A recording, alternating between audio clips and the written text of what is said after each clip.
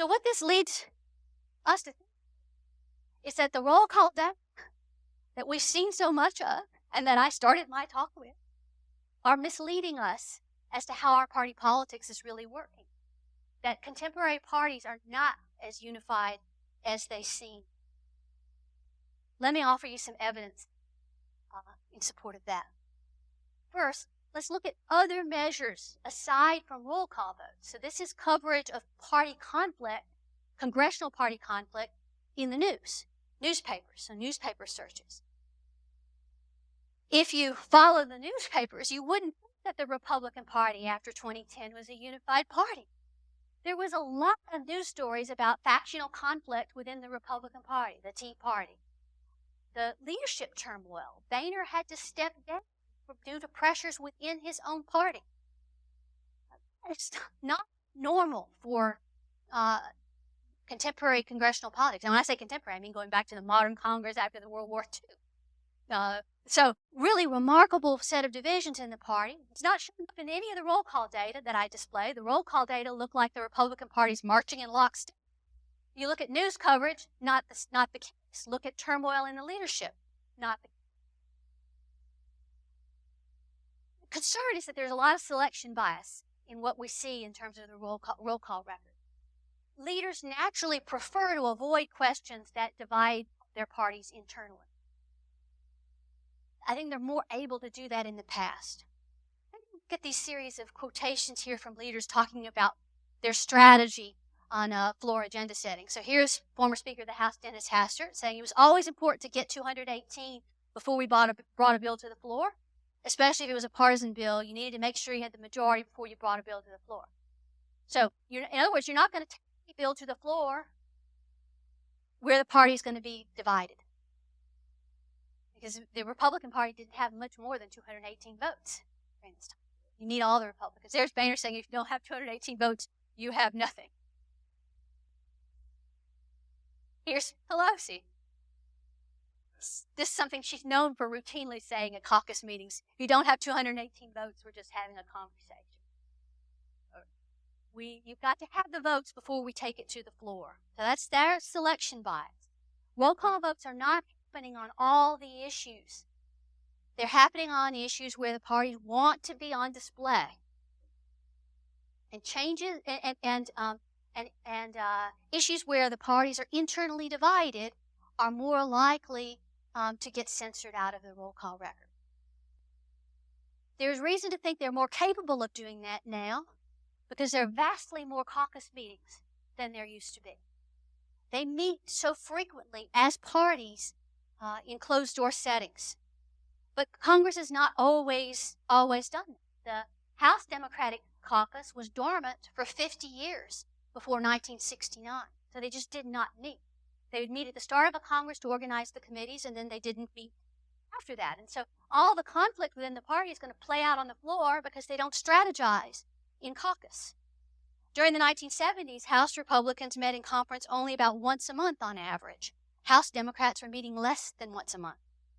The frequency of party caucus meetings began rising in the 1980s for House Republicans and for House Democrats after 1994.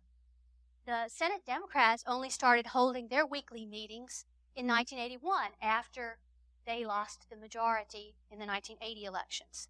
But the Hill parties now meet weekly in both chambers.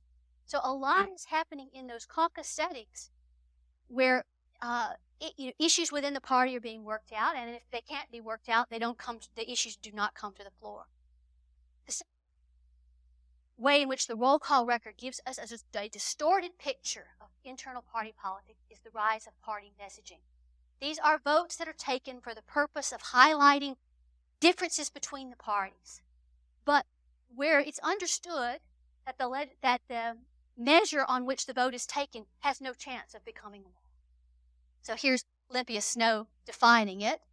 Rather than putting forward a plausible, realistic solution to a problem, members on both sides offer legislation that's designed to make a political statement. Specifically, the bill or amendment is drafted to make the opposing side look bad on an issue is not intended to ever actually pass. That when members are casting roll call votes, they think of them differently depending on whether the measure is actually likely to become law, like a real, legislatively real, or whether it's really just a political statement. It's easier to vote with your party colleagues on something that's just a statement but will have no effect on public policy. Classic, easiest example of this is what happened with the Affordable Care Act.